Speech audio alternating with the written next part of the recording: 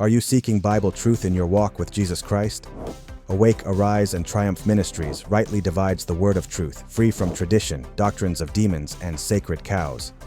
Our core mission is teaching the Bible from the Bible, coming alongside hurting pastors with what we call sabbatical moments, and partnering with foreign missions. Join with us today. Greetings. I'm Dr. David R. Wood, your host and Bible teacher here at Awake, Arise, and Triumph Ministries. Let me ask you a question. Is your 24/7 life reflecting the kingdom of God and His way of doing things?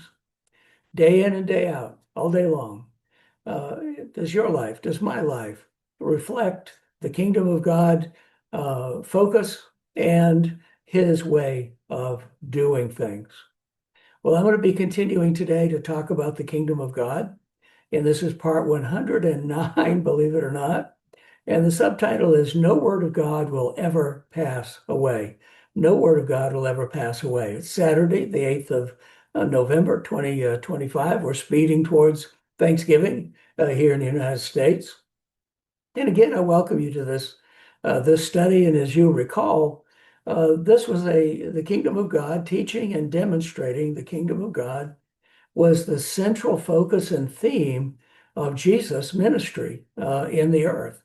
And so therefore, it needs to be ours. And it may explain to some degree why so many ministries are languishing or powerless. They may have a big crowd, but everybody's just comfortable. They're going forward with their poverty and their sickness and the curse. We need to eradicate that. And the kingdom of God is about that. Well, before we jump into our anchor scripture here in Matthew, I want to remind you once again about my book. This is brand new, off the press, America, a Covenant Nation. And I want you to listen to the following description, and then I'll be right back, and we'll jump into our anchor scripture for the study of the kingdom of God. Awake, Arise, and Triumph Ministries presents hot off the press a new book titled America, a Covenant Nation. The historical record is clear. The church is not at war with the left or demons for America, but is failing to administer the victory of Christ at Calvary, in hell, and the resurrection. These are truths that burn in the heart of the author, Dr. David R. Wood. We must step into our heritage and expand it. We must step into the victory of Calvary. Get your copy now at amazon.com/books. Well, thank you for watching that. Go ahead and order it today. Buy it as gifts. We're in the gifting season, if you will, and it'll build your faith and build the faith of those that you gift it to. Now let's go to Matthew 6:33 in the English Standard Version.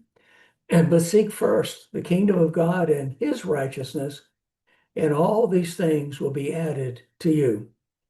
You see what comes first. Not seeking the things of this world. Jesus has been talking about that. Don't be worried about what you're going to eat, where you're going to wear, where you're going to live, and so on. Seek first the kingdom and His way of doing things, and these other things will flow. Now, that doesn't mean they just kind of plop on the front porch, but it does mean they will come easily, without a lot of toil and sweat, which came with the curse. But we'll have a part. We'll have a part in it.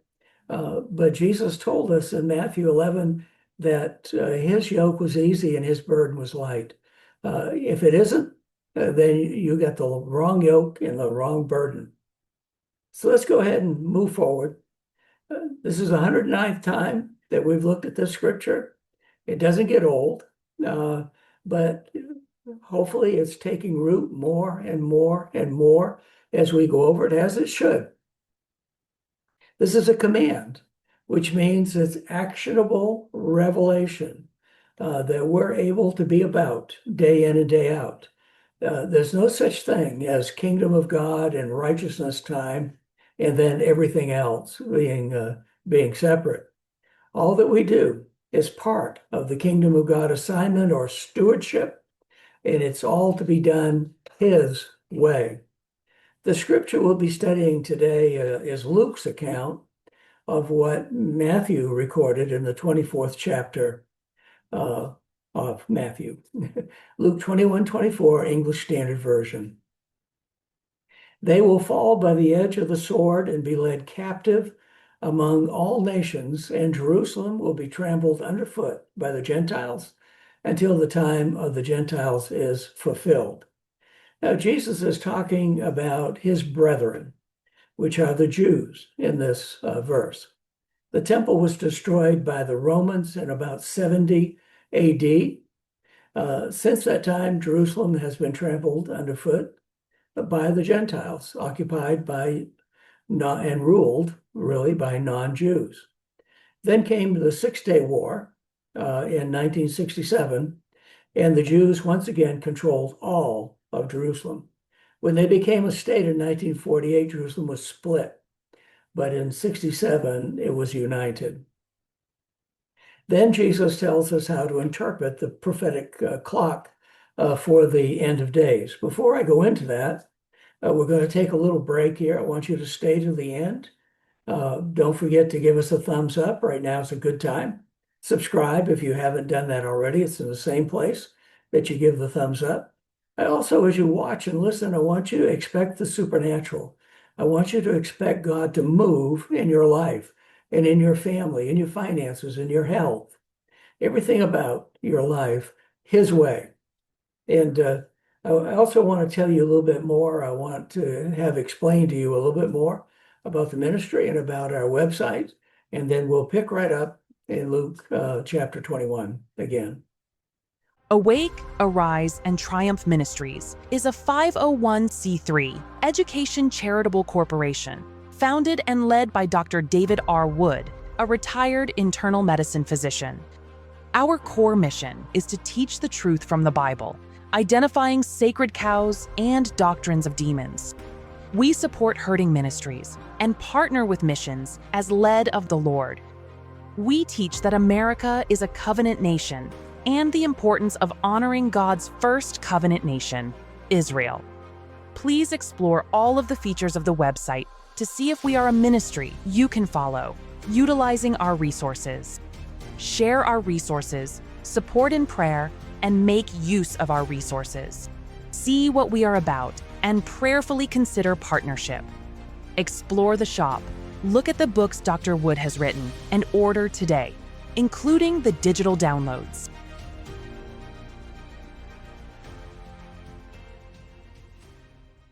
Well, thank you for watching that. Please explore our website, go to the shop, pray about coming in on board as a financial partner. Order the books. They make wonderful gifts, and particularly, my new one right here. So let's jump now into Luke 21, 29 through 33, English Standard Version. And he told, this is Jesus, told them a parable. Look at the fig tree and all the trees. So not just the fig tree, but all the trees. Verse 30. As soon as they come out in leaf, you see for yourselves and know that summer is already near. Verse 31. So also, when you see these things taking place, you know the kingdom of God is near. 32. Truly, I say to you, this generation, the generation that sees those things, will not pass away until all has taken place. Verse 33. Heaven and earth will pass away, but my word will not pass away. The fig tree in Scripture is Israel. Jesus points us primarily to Israel, but also to the other trees, and that would be the prophetic Bible nations. Those that you find enumerated in Scripture. Verse 30 was fulfilled on May 14th, 1948, when Israel once again became a nation. The very next verse is very interesting in that he says that when we see these things, the kingdom of God is near. But hasn't the kingdom of God already come? Yes, the spiritual kingdom has come, but a spiritual and physical kingdom is on its way.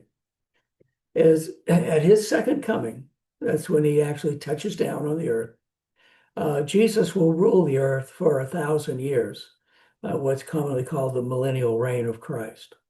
And then Jesus tells us that when we see the fig tree put out the leaves, when Jerusalem is no longer trodden underfoot by the Gentiles, that generation we'll see is coming. You might ask, well, then, how long is the generation? Well, let's look at an exchange between God and Abram. The Bible's a wonderful book, and it self-interprets if you pay attention. Genesis 15, verses 13 through 16, King James. And he, God, said to Abram, know of a surety that thy seed shall be a stranger in a land that is not theirs. And he's referring to Egypt. And shall serve them, and they shall afflict them 400 years. And also that nation whom they shall serve will I judge. And afterward they shall come out with great substance. And thou shalt go to thy fathers in peace, and thou shalt be buried in a good old age. But in the fourth generation they shall come hither again, for the iniquity of the Amorites is not yet full. He's given the Amorites a period of grace, a period of time. But it's 400 years. The fourth generation, 400 years. So a generation is somewhere between 100 and 120 years. Because we saw in Genesis 6 and 3 that God set the days of man at 120. It seems that God set the time of a generation between 120 years, particularly if we factor in when the Israelites actually came out, and Genesis 6:3, which I just mentioned, where God, set the days of man at 120 years. So here's the question. Did the prophetic clock start in 1948 or 1967? And in any event, we can expect the Lord's second coming between 2068 and 2087. Now, that doesn't mean it can't come sooner. It doesn't mean that man, in his rebellion and stubbornness, can't delay it a little bit. But we know that it's going to be in this general time frame. And as I just said, it could be sooner if we get our act together. I'm talking about we, the church. So what's our take home? Number one, we live one life, all of which is to reflect the kingdom of God and his way of doing things. We are to produce, or we are to be able, and we are to function such that God produces heaven upon the earth in our lives through us for all to see. Take home number two. Jerusalem ceased to be trodden down underfoot of the Gentiles in 1967, became a nation in 1948. Take home three. The generation that will see the second coming of Christ is in the earth. Take home four. None of the word of God will ever pass away.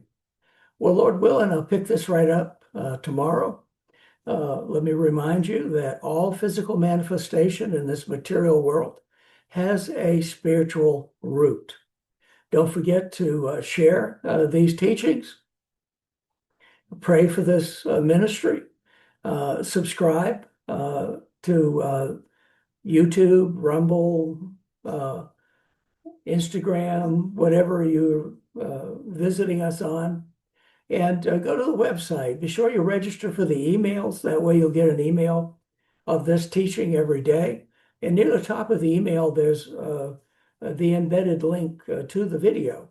So that's a very reliable way to have not only the written blog, but the linkage to the video on YouTube. The greatest need of mankind is spiritual, and we need to be getting this word out to more and more people. And so your partnership, your purchase of the books and all that, that helps us to grow, to bring this word to more and more people, to build faith and invite people into the kingdom. We need to be coming alongside more ministries that are hurting. We need to have a bigger footprint partnership with foreign missions. We currently partner with Light the World Children Ministry in Masaka, Uganda, and they're doing a wonderful job. And that's led by Brother Gideon, and he oversees the spiritual and physical needs of some 65 orphans and a handful of widows. It's a wonderful ministry, and come on board and help us to do a better job in every arena, and you'll gain treasure in heaven. Well, again, thank you. Remember, we love you. The Lord loves you, and there's nothing you can do about either one.